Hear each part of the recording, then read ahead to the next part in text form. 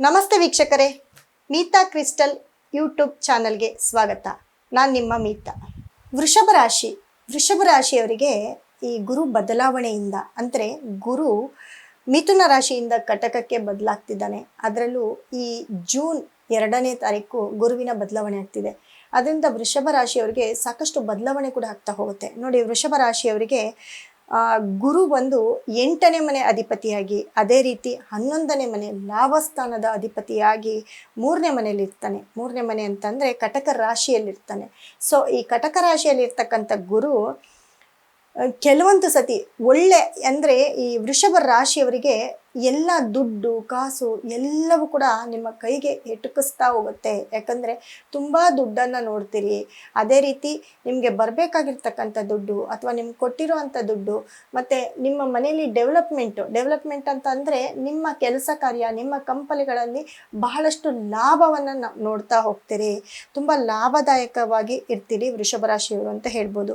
ಯಾಕೆ ಅಂತಂದರೆ ಗುರುವಿನ ಸ್ಥಾನ ಬಂದು 3ನೇ ಮನೆಯಲ್ಲಿದ್ದು ಮತ್ತು ಗುರುವಿನ ದೃಷ್ಟಿ ನಿಮ್ಮ ಮನೆಯ 11ನೇ ಮನೆ ಲಾಭಸ್ಥಾನಕ್ಕೆ ಗುರುವಿನ ಮನೆ, ಅದೇ ಮನೆಯನ್ನು ಅವನು ನೋಡ್ತಾ ಹೋಗ್ತಾನೆ. ಮೀನ ರಾಶಿಯನ್ನು ಅವನು 9ನೇ ದೃಷ್ಟಿಯಿಂದ ನೋಡ್ತಾ ಹೋಗೋದ್ರಿಂದ ನಿಮ್ಮ ವೃಷಭ ರಾಶಿಯವರಿಗೆ ಲಾಭಸ್ಥಾನ 11ನೇ ಮನೆಯ ಲಾಭವನ್ನು ಅತಿ ಹೆಚ್ಚು ಕೊಡ್ತಾ ಹೋಗ್ತಾನೆ. ನೋಡಿ, ಹೊಸ ಯಾವುದಾದ್ರೂ ಕಂಪನಿ ಮಾಡ್ತಕ್ಕಂಥದ್ದು, ಹೊಸ ಕೆಲಸ ಮಾಡ್ತಕ್ಕಂಥದ್ದು, ಅಥವಾ ನಿಮ್ಮ ಡೆವಲಪ್ಮೆಂಟು, ನೀವೇನು ಇಷ್ಟು ದಿನ ಯಾವುದು ದುಡ್ಡು ಬರ್ತಿಲ್ಲ, ಹಾಗಾಗಿದೆ ಹೀಗಾಗಿದೆ ಅಂತ ನೀವೇನು ಅನ್ಕೋತಾ ಇದ್ದೀರೋ ಅದೆಲ್ಲವೂ ಕೂಡ ಒಂದೇ ಸತಿ ನಿಮಗೆ ಈ ಸಮುದ್ರದ ಅಲೆಯಂತೆ ನಿಮ್ಮ ಒಂದು ಇದಕ್ಕೆ ಬಂದು ಅಪ್ಪಳಿಸ್ತಾ ಹೋಗುತ್ತೆ. ನಿಮ್ಮ ಒಂದು ಟೈಮ್ ಈಗ ಅಷ್ಟು ಚೆನ್ನಾಗಿದೆ ವೃಷಭ ರಾಶಿಯವ್ರದ್ದು. ಯಾಕಪ್ಪ ಅಂತಂದರೆ ಗುರು ನೋಡಿ 8ನೇ ಮನೆ ಅಧಿಪತಿ ಆಗಿ ಅವನು ನಿಮಗೆ 9ನೇ ಮನೆಗೆ ದೃಷ್ಟಿ ಬೀಳ್ತಾ ಹೋಗ್ತಾನೆ. ಅಂದರೆ 9ನೇ ಮನೆ ಅಂತಂದರೆ ನಿಮಗೆ ಮಕರ ರಾಶಿ ಆಗುತ್ತೆ.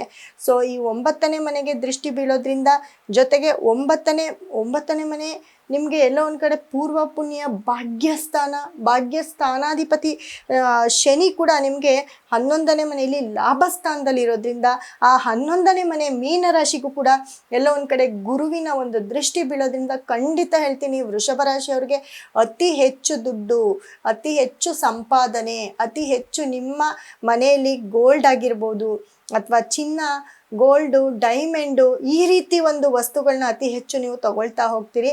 ಮತ್ತು ನಿಮ್ಮ ಆಪ್ತರು, ನಿಮ್ಮ ಸ್ನೇಹಿತರಾಗಿರ್ಬೋದು, ನಿಮ್ಮ ತಂಗಿ, ನಿಮ್ಮ ತಮ್ಮ, ಇವರೆಲ್ಲರೂ ಕೂಡ ಎಲ್ಲೋ ಒಂದು ಕಡೆ ನಿಮ್ಮ ಹತ್ರ ಮಾತು ಬಿಟ್ಟಿದ್ರು ಕೂಡ ಈ ಒಂದು ಟೈಮಲ್ಲಿ ನಿಮ್ಮನ್ನು ಮಾತಾಡಿಸ್ತಾರೆ, ನಿಮ್ಮನ್ನು ಚೆನ್ನಾಗಿ ಹೊಂದಾಣಿಕೆ ಮಾಡ್ಕೊಳ್ತಾರೆ ಮತ್ತು ನಿಮ್ಮ ಜೊತೆ ಬಹಳಷ್ಟು ಆತ್ಮೀಯವಾಗಿರ್ತಾರೆ.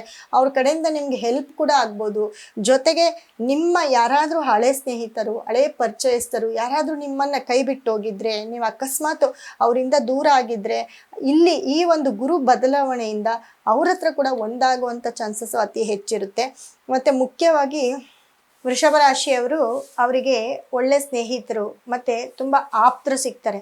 ಅವ್ರ ಜೊತೆ ಏನಾದರೂ ಸೇರಿ ನೀವು ಯಾವುದೇ ಒಂದು ಕೆಲಸ ಕಾರ್ಯಗಳಾಗಿರ್ಬೋದು ಅಥವಾ ನಿಮ್ಮ ನಿಂತೋಗಿರುವಂತಹ ದುಡ್ಡು ಕಾಸಾಗಿರ್ಬೋದು, ಪ್ರತಿಯೊಂದಕ್ಕೂ ಅವರ ಒಂದು ಹೆಲ್ಪ್ ತೊಗೊಂಡು ಅವ್ರ ಜೊತೆ ಯಾವುದೇ ಕೆಲಸ ಕಾರ್ಯ ಮಾಡಿದ್ರು ಕೂಡ ತುಂಬ ಒಳ್ಳೆ ಹೆಸರು ಕೂಡ ಮಾಡ್ತೀರಿ. ಮತ್ತು ಯಾವುದೋ ಒಂದು ಬಿಸ್ನೆಸ್ ಕೂಡ ನಿಮ್ಮದು ಇಂಪ್ರೂವ್ಮೆಂಟ್ ಆಗ್ತಾ ಹೋಗುತ್ತೆ. ನಿಮ್ಮ ಬಿಸ್ನೆಸ್ಸು, ನಿಮ್ಮ ಕಂಪನಿ ಅಥವಾ ನಿಮ್ಮ ಅಂಗಡಿ ಯಾವುದಾದ್ರೂ ಸರಿ, ಯಾವುದಾದ್ರೂ ಈಗ ಈ ಒಂದು ಟೈಮಲ್ಲಿ ಗುರು ಬದಲಾವಣೆಯ ನಂತರ ನಿಮಗೆ ಸಿಗ್ತಕ್ಕಂತಹ ನಿಮ್ಮ ಫ್ರೆಂಡ್ಸು, ನಿಮ್ಮ ತಂಗಿ, ನಿಮ್ಮ ತಮ್ಮ, ಇವ್ರ ಜೊತೆ ನೀವು ಟೈಪ್ ಆದರೆ ಖಂಡಿತ ಹೇಳ್ತೀನಿ ತುಂಬ ಹೆಲ್ಪ್ಫುಲ್ಲಾಗಿ ತುಂಬ ಚೆನ್ನಾಗಿರ್ತೀರಿ ಅಂತ ಹೇಳ್ಬೋದು. ನೋಡಿ, ವೃಷಭ ರಾಶಿಯವರು ಅತಿ ಹೆಚ್ಚು ನಿಮ್ಮ ಮನೆಯಲ್ಲಿ ಅಕ್ಕಿಯಿಂದ ಮಾಡ್ತಕ್ಕಂಥ ಕೆಲವೊಂದು ಮೊಸರನ್ನ ಆಗಿರ್ಬೋದು, ಅಕ್ಕಿ ಪಾಯಸ ಆಗಿರ್ಬೋದು, ಸಕ್ಕರೆ ಅಕ್ಕಿಯನ್ನು ಯೂಸ್ ಮಾಡಿ ಮಾಡ್ತಕ್ಕಂಥ ಪಾಯಸ ಆಗಿರ್ಬೋದು, ಇದನ್ನು ಹೆಚ್ಚೆಚ್ಚು ನೀವು ತೊಗೊಳ್ತಾ ಬಂದರೆ ಖಂಡಿತ ನಿಮ್ಗೆ ಒಳ್ಳೆಯದಾಗುತ್ತೆ.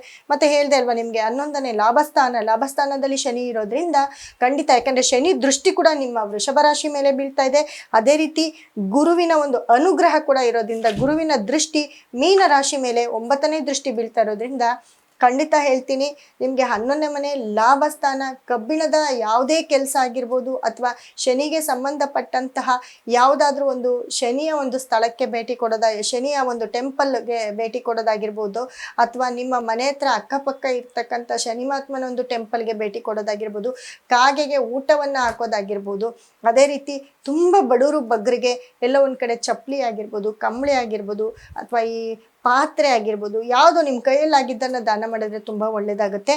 ಜೊತೆಗೆ ವೃಷಭ ರಾಶಿಯವರು, ರಾಶಿಯಾಧಿಪತಿ ಶುಕ್ರ ಕೂಡ ನಿಮಗೆ ತುಂಬ ಒಳ್ಳೆಯ ಒಂದು ಸ್ಥಾನವನ್ನು ಕೊಟ್ಟಿರೋದ್ರಿಂದ ಖಂಡಿತ ಹೇಳ್ತೀನಿ, ಯಾವುದಾದ್ರೂ ಹೆಣ್ಣು ಮಕ್ಕಳಿಗೆ ನೀವು ಸ್ವಲ್ಪ ಹಣ್ಣು ಹಂಪಲನ್ನು, ಅದರಲ್ಲೂ ಇವಾಗೆಲ್ಲ ಮಾವಿನ ಹಣ್ಣಿನ ಒಂದು ಸೀಸನ್ ಆಗಿರೋದ್ರಿಂದ ಖಂಡಿತ ಮಾವಿನ ಹಣ್ಣಲ್ಲೂ ಕೂಡ ಒಂದು ಕಡೆ ಶುಕ್ರ, ಯಾಕಂದರೆ ಅದನ್ನು ಕೂಡ ನಾವು ಲಕ್ಸುರಿ ಅಂತ ಹೇಳ್ತೀವಿ, ನೋಡೋಕ್ಕೆ ತುಂಬ ಚೆನ್ನಾಗಿರುತ್ತೆ. ಯಾರು ನೋಡಿದ್ರು ಮಾವಿನ ಹಣ್ಣನ್ನು ಅಷ್ಟು ಇಷ್ಟಪಡ್ತಾರೆ. ಇದು ಶುಕ್ರನಿಗೆ ಸಂಬಂಧಪಟ್ಟಂಥ ಒಂದು ಹಣ್ಣಾಗಿರೋದ್ರಿಂದ ಅದನ್ನು ದಾನವಾಗಿ ನೀವು ಯಾರಿಗಾದ್ರೂ ಕೊಟ್ಟರೆ ನಿಮಗೆ ಬರಬೇಕಾಗಿರೋ ದುಡ್ಡು ಕಾಸು ಕೂಡ ನಿಮಗೆ ನಿಮ್ಮ ಕೈ ಸೇರ್ತಾ ಹೋಗುತ್ತೆ. ಹಾಗಾಗಿ ವೃಷಭ ರಾಶಿಯವರು ಈ ಗುರು ಬದಲಾವಣೆಯಿಂದ ಒಳ್ಳೆಯ ಹೊಸ ಒಂದು ಗೆಳೆತನ ಆಗಿರ್ಬೋದು, ಅಥವಾ ಹಳೇ ಒಂದು ಫ್ರೆಂಡ್ಶಿಪ್, ಯಾರಾದರೂ ನಿಮ್ಮನ್ನು ಬಿಟ್ಟೋಗಿರೋರು ಮತ್ತೆ ಬರ್ಬೋದು. ನಿಮ್ಮ ಜೀವನವನ್ನು ತುಂಬ ಚೆನ್ನಾಗಿ ರೂಪಿಸ್ಕೊಳ್ತಕ್ಕಂಥ ಇದೇ ಒಂದು ಒಳ್ಳೆ ಟೈಮ್ ಆಗಿರೋದ್ರಿಂದ ಖಂಡಿತ ಹೇಳ್ತೀನಿ, ಗೆಳೆತನಕ್ಕೆ ಫಸ್ಟು ಇಂಪಾರ್ಟೆನ್ಸ್ ಕೊಡಿ ಅಂತ ಹೇಳ್ತೀನಿ. ಮತ್ತು ಗುರುವಿನ ಒಂದು ಟೆಂಪಲ್ಗಾಗಿರ್ಬೋದು, ಆಲಂಗಡಿ ಗುರು ಟೆಂಪಲ್ಲು ಅಥವಾ ಯಾವುದಾದ್ರೂ ದಕ್ಷಿಣ ಮೂರ್ತಿಯ ಒಂದು ಟೆಂಪಲ್ನ ವಿಸಿಟ್ ಮಾಡಿದ್ರೆ ತುಂಬ ಒಳ್ಳೆಯದಾಗುತ್ತೆ. ಮನೆಯಲ್ಲಿ ಅತಿ ಹೆಚ್ಚು ವೃಷಭ ರಾಶಿಯವರು ನೋಡಿ, ಅಕ್ಕಿಯ ಒಂದು ಭತ್ತದ ಒಂದು ತೋರಣ ಆಗಿರ್ಬೋದು, ಅಕ್ಕಿ ಅಥವಾ ಹಾಲು ಮೊಸರು ಇದೆಲ್ಲವನ್ನು ಕೂಡ ಯಾವಾಗಲೂ ಮನೇಲಿ ಸ್ಟಾಕ್ ಇರ್ತಕ್ಕಂಥದ್ದು. ಇದನ್ನೆಲ್ಲ ಮಾಡಿದ್ರೆ, ಮತ್ತು ಕಡಲೆಕಾಳನ್ನು ಅತಿ ಹೆಚ್ಚು ನೀವು ಉಪಯೋಗಿಸ್ತಾ ಬಂದರೆ ಖಂಡಿತ ನಿಮ್ಗೆ ಒಳ್ಳೆಯದಾಗುತ್ತೆ.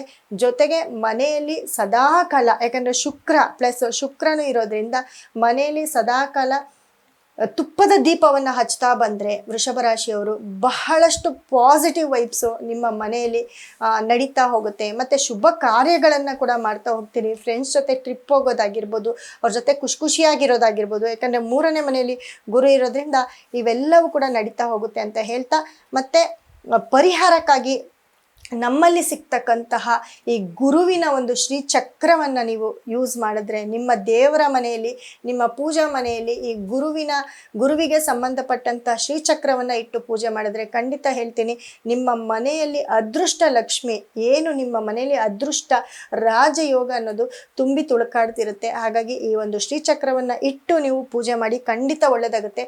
ಇದು ನಮ್ಮ ಒಂದು ಸಂಸ್ಥೆಗೆ ಕರೆ ಮಾಡಿದ್ರೆ ಖಂಡಿತ ನಿಮಗೆ ಎಲ್ಲಿಗೆ ಬೇಕಾದರೂ ನಾವು ಕಳಿಸ್ಕೊಡ್ತೀವಿ. ಈ ಒಂದು ಶ್ರೀಚಕ್ರ ನಿಮ್ಗೆ ರಕ್ಷೆಯಾಗಿ, ಗುರುವಿನ ರಕ್ಷೆಯಾಗಿ ನಿಮ್ಮನ್ನು ಕಾಪಾಡ್ತಾ ಹೋಗುತ್ತೆ ಅಂತ ಹೇಳ್ತಾ ಮುಂದಿನ ರಾಶಿಗೆ ಹೋಗೋಣ.